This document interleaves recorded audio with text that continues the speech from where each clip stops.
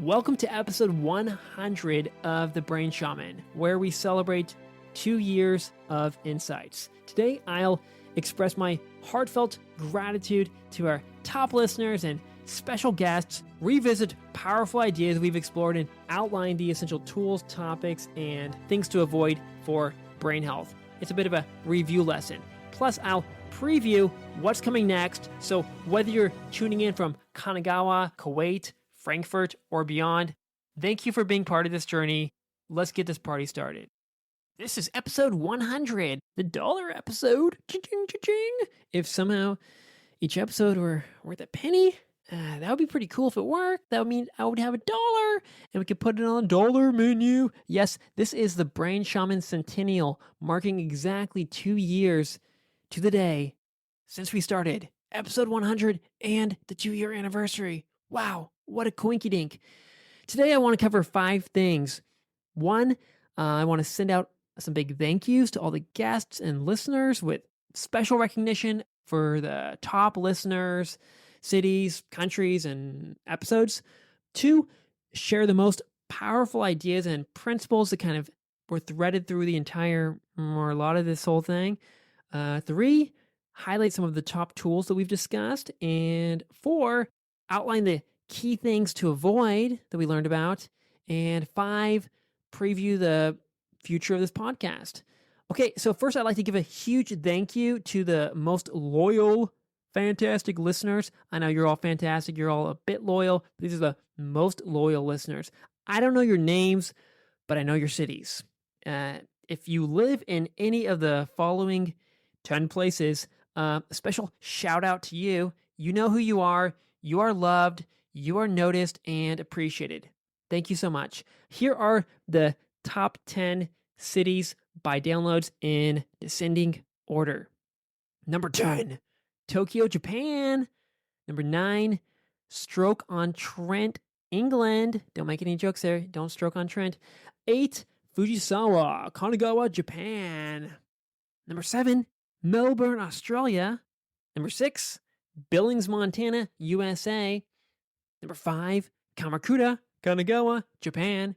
Number 4, Frankfurt am Main, Germany. Actually, this is probably the first, one of my very first listeners. Whoever you are from Frankfurt, you've been here probably the longest. So I love you the most. Sorry, all the rest of you. I love Mr. or Miss Frankfurt the most. Thank you. Keep on coming. I appreciate seeing that little mark on the stats each time. I don't know why. You're just like it's like my first love, my first listener. Yeah. Anyway, my first stranger listener. Hopefully we don't stay strangers forever. Anyway, number 3, Wakayama, Japan. And Japan's representing. We're just stealing this whole thing because I live here. Number 2, Kuwait City, Kuwait. That's a surprise, but very welcome one. Number 1, no surprise, my home. Where do I live? Yes, I live in Osaka, Japan, and that's where I have the most listeners. AKA, it's me listening to it. Now, if you're in one of these cities or listening from anywhere else, thank you for being part of this journey. And now for the top 5 countries by downloads. Not that it really matters, but you might be curious. Number 5, Germany. Number 4, Australia. Number 3, the UK. Number 2, Japan. And number 1, the USA. No surprise, the USA consumes the most podcasts. And also thank you to the 63 guests who've shared their wisdom and time. A special thanks, especially to the very first few guests who trusted this little show from the start. Justin Sinceri, LMFT. Yeah, he was the very first guest, so special thank you to Justin for cracking my cherry, popping that bad boy. Dan Kosh, Jonah Yakel, Loretta Bruning, Amir Bozarazadeh, Sid Desai, Sai Akani, Molly Watts, Alex Green, Srini Pillay, and Richmond Heath. You all took a chance on me, and I am forever grateful. And to all the rest, thank you too, and here's to many more, I hope. The top 10 most downloaded episodes, none of which are solo episodes, I must admit, and that's okay, it makes sense, are number 10, Nicholas Luna on language learning. Number 9, Janet Garand on alcohol blackouts. Number 8, Ludovica Labruna on non invasive brain stimulation. Number 7, Justin Sinceri on polyvagal theory. Number 6, Jamie Ananda Mokoniki on tantra, and tantric sex. Number 5, Al Wadley on Feldenkrais and neuroplasticity. Number 4, Loretta Bruning on the inner mammal and our human cortex and how to ride both of those pieces of our brain together. Number 3, Michael Morin Nissen on TRE and trauma therapy using the eyes and other things like that. Number 2, Michael Allison on polyvagal theory and the neurophysiology of play. And number one, William Porter on alcohol. So yeah, if you missed any of those, they're worth a listen. Check them out. Okay, now moving on to the heart of the show, the most recurring themes and principles, foundational ideas that we've explored that they kind of just popped in. They kind of just threaded themselves through this whole thing. They keep popping up, and I guess for a good reason. Okay, number 1, and these are in no particular order. They're all kind of connected as one thing anyway. Number 1, everything is interconnected. Our body, brain, environment, even memories, each other, they're all part of a big interconnected system, web, thingy, magabi. Change one thing and everything else shifts. Nothing exists in isolation. Change one part, you affect the whole. So embrace the system rather than trying to isolate and fix individual parts. You can't break things into parts, really. You can, but ultimately it all connects back up together. And if you neglect the whole and you fail to see those connections, there will be consequences. Okay, now number 2, life exists on a spectrum. Everything is a range, hot to cold, stressed to relaxed, open to closed, and problems arise when we get stuck. Keeping cycles moving and energy flowing is how we're meant to be. Okay, number 3, nothing is purely good or bad. Everything in life has light and shadow. So rather than suppressing the bad or clinging to the good, let's see the beauty and the beast in everything. Every emotion, body part, food, experience, whatever, etc., has both positive and negative aspects. It has its time and place. Recognizing this helps us understand how everything, even bad things, serve a purpose. And good things, supposedly perfect things, have their negatives or their limits. So don't fully run away from or hold tightly to anything. There's much more than meets the eye. So melt into the yin and yang. Nothing is purely good or bad. It's all about balance and seeing the beauty in the dark as well as the flaws in the light and letting everything have its season and time and place. Okay, next, number 4. Everything is change and everything is changeable. Well, mostly for the most part. Life is change. Our brain is change. Our body is change. Nothing is static, including our body and brain. Neuroplasticity is real, and with the right tools, we can rewire our habits, thinking, perception, self-image, and ways of being. Our brains and habits can change even when it seems impossible. Even conditions like Alzheimer's and ADHD are not set in stone. Believe you can change. That is kind of step 1. Get rid of this dumbass fixed mindset thingy and embrace the growth mindset. Yes. Okay, number 5. We are embodied beings in a 3D world. Connection to our body is essential. The body and its signals, its good and bad sensations and emotions, its ups and downs are there for us, trying to help us, guiding us forward. So embrace the body, listen to it, and move it. Move in all directions, up, down, and all around. You are a 3D, embodied, feeling, emotional being. You are meant to feel and move within a large, limitless range. So bust around, break those boundaries, move around, up and down, bounce, bam, bam, bam, bam, bam. We need to reconnect our bodies, feel our sensations, listen to the emotions arising, and move through this circle of life. Okay, number 6, focus on what you can control and let go of the rest. Number 7, we have needs, biological, social, existential, etc., and they must be met. And we are happy and healthy when our needs are met, and the opposite when they're not. It's easy to rely on quick fixes like alcohol, processed foods, and smartphones, but they're not sustainable and ultimately they lead us into a downward spiral, a snake pit in hell. No, not really solving anything. So instead, slow, hard work toward actually meeting our needs is the way to go. Number 9, all these modern distractions pull us away from what really matters. Our world is filled with tempting but ultimately numbing and meaningless distractions. So prioritize what matters most to you and that actually fulfills your needs and makes you feel most authentic, connected, human, and alive.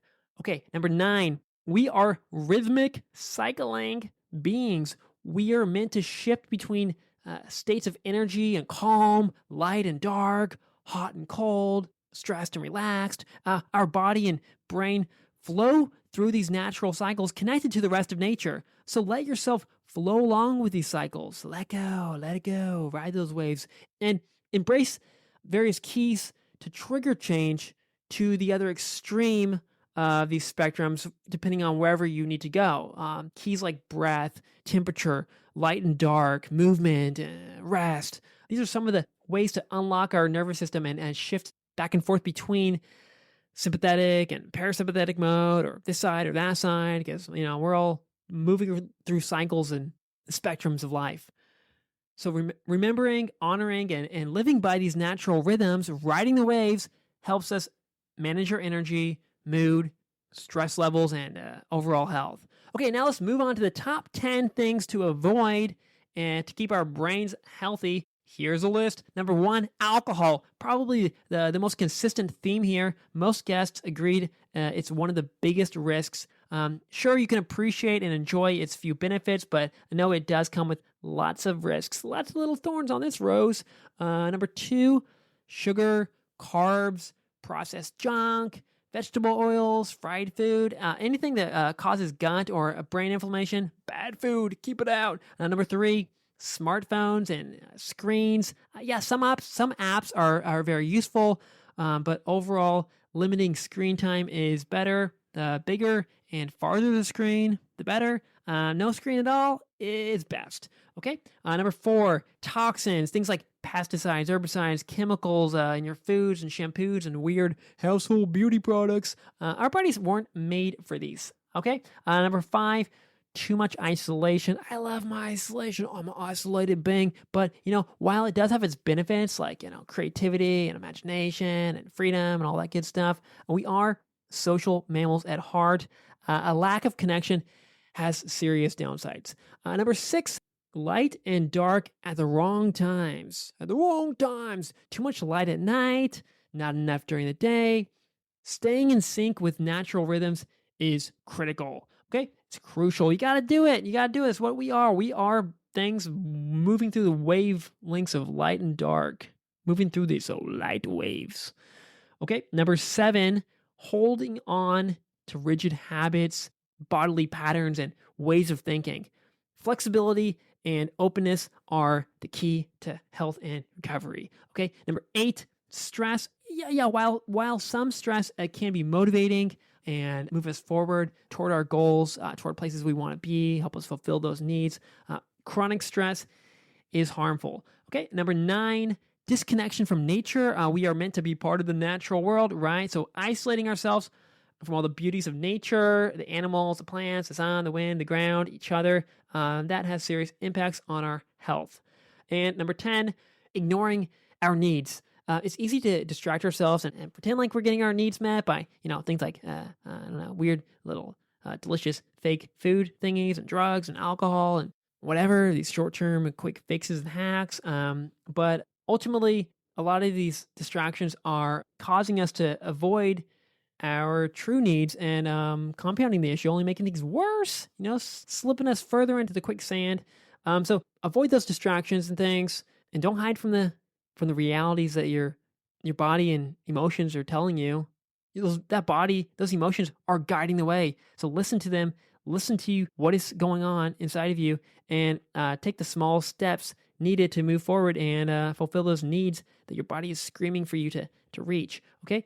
All right. That's enough of that. Now on to what should we do next? Next is the top 10 tools, the good things. These aren't necessarily the top tools overall, but they're the ones that, for whatever reason, surface most. Again, in no particular order. Number one, that's probably is a particular order here. This is a pretty big theme, a pretty big tool. Number one is connection, particularly social connection, but also connection with animals like pets, nature, the sun, whatever you can engage with. We are interconnected beings, and connection is one of our most powerful medicines. Connect with your eyes, ears, hands, all parts of yourself, and connect not only with the world and others, but also with your past, memories, and the deeper, often hidden parts of your mind. Yeah, learn to disconnect and spend time alone when needed, but regularly remember to return to this most natural and healing of medicines, connection. Number two is sleep. This includes managing light and dark exposure, following good sleep hygiene, and honoring the rhythms that help you recharge. When sleep breaks down, everything breaks down, honey. Number four, natural foods, whole foods from the earth, plants, healthy fats, things that support your microbiome and mitochondria, reduce inflammation, etc., blah, blah, blah. We didn't dive too deeply into nutrition yet. It did come up early on, and I did do an episode on cacao and some top foods, things like that. You can check those episodes out, or just glance at those show notes for the list of specific foods. I do promise, pinky promise, more nutrition-focused episodes coming in the future. I just, for whatever reason, I thought I was going to do more of those, but I did not yet. I got a little distracted by all the trauma and TRE and Feldenkrais and ADHD and all that good stuff. Alcohol, that took us around new direction, but it was good. We needed to cover alcohol and all that other stuff, all the trauma and whatever. Movements, move your eyes, breathe. Yeah. Okay. Number four, imagination, using visualization exercises, these meditations, mental strategies, and stories to influence your behavior and perceptions. While we have focused mainly on body-based, bottom-up approaches, those kinds of strategies, which I do like better, we do need to engage the mind, appreciate these top-down strategies as powerful tools. They should not be overlooked. Number five, the breath. Yes, the breath. Using inhales to boost energy, focus, and readiness, and exhales to calm, relax, and let go. Number six, discomfort and challenge. Embrace things like cold exposure, learning a language, physical exercise, and other challenges. Growth happens here. Discomfort unlocks new possibilities and identities. Even if it's hard and it's new and, oh my God, it's scary and painful. Comfort has its place. It's nice to have. We want it. We need that safety, right? But lean into discomfort to get stronger, of course, safely. Number seven, play. Woo, play. Dun, dun, dun, dun, dun. Play in every way you can. Laugh, have fun, be creative. This not only helps you connect with others, but also rewires your brain in healthy ways. Play is essential, so essential to who we are as this biopsychosocial being. Number eight, move that body. Keep your body moving. It doesn't need to be intense exercise or anything like that. Walking, swimming, and gentle movements work well. Try things like yoga, Feldenkrais, or spontaneous movements like TRE. Some of the top picks from these top 100 episodes. Woohoo, not top 100, but first 100. Mix it up, challenge yourself, and find new, exciting ways to move. Movement keeps you unstuck, and we know what unstuck means. It means you're moving forward, back in the flow, energy, health, and life. Number nine, presence and slowing down. Somebody needs to tell me that one, huh? You can say that again. Just be with the world, others, and yourself. Pause the busyness and allow yourself to simply exist. Turn off tech, quiet judgments, and listen with all your senses. Just appreciate and have this gratitude for what's around and within you. You are enough. This is enough. Number 10, embrace technology. Tools like VR, AR, smartwatches, nootropics, psychedelics, non-invasive brain stimulation, phone apps. Some of them you should avoid, very aggressively avoid, and diagnostic tools. These all can offer unique experiences, insights, and ways into healing. Perhaps these technologies aren't usually the first line of defense. No, but they could be, and they do have their place. There are things to explore with care, as some of them can become addictive if you didn't notice already. So use them wisely with awareness and purpose. And bonus, speaking of purpose, number 11, purpose and goals. Have some purpose, have some goals, think about them, write them down. These shape your direction, motivation, and drive. And there are, of course, many other tools, but these are the ones we've discussed repeatedly, and there are others, but that's enough for now, yeah? Okay, now on to another top 10 list, the most discussed topics. Yeah, these are different from tools. They're kind of overlapping with tools, but these are topics. This isn't a promise, future focus. Actually, it's probably more like, we're going to take a break from these. But yeah, let's take a look back at what we've covered a lot of thus far. Number 1, alcohol. Number 2, trauma and trauma therapies like TRE and somatic experiencing, especially TRE. 3, Feldenkrais. Yeah, Feldenkrais had a lot of representing here. Number 4, neurodegeneration, things like dementia and Parkinson's. Number 5, virtual reality, a lot of VR. We'll probably take a break from that, but who knows, it might keep popping up. It is the future. Number 6, breathing practices. Number 7, movement, not just with our bodies, but with our eyes, our voice, everything. Number 8, ADHD. Number 9, neuroplasticity. And number 10, dopamine. Again, those are not in any particular order. There are some ones that I noticed were popping up again and again, whether I liked it or not. Those are some big ones. Yes, they are. But we've also touched on things like sound, music, chanting, etc., tantra, sex, the microbiome, flow, overall brain science, the neural mechanisms for different things going on in our brain. How does that thing work? Non-VR tech, psychedelics, sleep, and a lot more. And summing up in 99 episodes is not easy. I can't do it. This is a really, really hard episode to do right now. Even I should be happy. It's my 100th birthday. No, this is my second year. I'm 2 years old. We are 2 years old. So yeah, I've surely missed a few big ones. But whatever it is, what it is. This should give you a good overview. And finally, if you haven't had enough lists already, I'd like to finish this celebratory anniversary episode with 10 topics I plan on covering in the coming 100 episodes, maybe 200 episodes. I don't know. It'll probably take me forever, but let's get started. This isn't exhaustive, and it's not a promise, but it is a strong prediction of what's to come. Some things I want to talk about, some things I want to learn about, some people I want to interview, some of these experts on these topics. Number 1, mood disorders. Oh yeah, we've touched a bit on anxiety and depression, a little bit, but I will especially be diving into bipolar disorder, perhaps schizophrenia. In fact, many of the upcoming episodes this November and December, a lot of them will focus on bipolar. So I hope you like that. Number 2, addiction. We've explored it briefly, but I do want to dig in much, much deeper into addiction. Number 3, drugs, psychedelics like psilocybin and LSD. That'll become a part of the conversation, as well as other substances like caffeine, cocaine, methamphetamines, opioids, and more. Number 4, more nutrition. We didn't do enough nutrition. I'm getting a lot of these complaints. No one's complaining, but I want to do some more nutrition. In particular, I want to explore fish, omega-3s, along with their evil twin, the omega-6s. Bam, omega-6 die. No, it's all in balance, right? Everything is good, everything's bad. It's all a mix of dark and light. Yeah. Anyway, omega-3s, omega-6s, mushrooms. I want to learn about mushrooms, and tea, different kinds of teas and what they're doing, what's in there, what they're good for or bad for.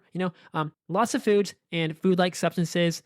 This is just a few of them that I want to dig into, but yeah, that's what's on my mind right now. We haven't done enough nutrition. Okay. Number five, autism. Actually, I have a younger brother. His name is Devin. He has a very severe autism, and I mean, he cannot speak. Aside from being able to grunt a couple of words, yeah, he's like trapped in his body. Freaking sad. It has it's been a big, hugely impactful part of my family's life. My dad, my brothers, mine, and I haven't talked about him yet at all. I think I'm ready to. He was kind of just ignored and treated as this like annoying thing in our room, in our house. But God, man, the more I'm digging into this stuff, I'm thinking, oh my God, Devin. So I like to begin exploring and understanding autism and other developmental disorders. It's a challenging, often sad, but very real part of our modern reality. And who knows, we may discover some gold, some goodies within that sadness. Something I'd like to start learning more about. Number six, societal issues. We'll touch on complex issues like crime, homelessness, prison, poverty, and other societal factors impacting and being impacted by mental health. Number seven, history. How certain historical events and figures have shaped or explain certain brain phenomena. Number eight, philosophy. I want to connect brain health with philosophy, my first love, that major in university that I thought I would marry. Linking ideas from great thinkers throughout history and how their insights can deepen our understanding of the brain, body, world that we are. Number nine, bacteria and fungi, the microbiome, and the roles of bacteria and fungi in brain health. That will become a focus. We did one episode that we did a couple that might have touched on it, but we didn't dig deep into that stuff, not yet. Number 10, light and dark. We'll go further into the darkness and into the light, exploring how the natural cycles of light and darkness, and natural and unnatural, all that stuff impact our mood, health, and overall brain and bodily functions. So, I mean, who really knows where this will go? I want to remain open and let things evolve naturally as they have so far. For now, this is the map in front of me. I'm just sharing it with you. I might lose it, ditch it, or the wind might blow it away, smearing the ink and drawing new paths. So let's just see where this ship leads and where the wind and waves take us. So thank you so much for being part of this journey, whether you've been here from the beginning or just joining us today. I love and appreciate and see you. Your presence is always welcome and appreciated. I look forward to continuing this journey into the body, the brain, and our larger interconnected self together. And who knows? Maybe if we keep this going, keep it going till number 200 or 500 or 12,000, I'll be dead by then. We might all become little brain shamans. I'm not the brain shaman. We are the brain shaman. Happy 2-year birthday. Happy 100th episode. Thank you for listening. Thank you for being here. I love you. And thank you for your love.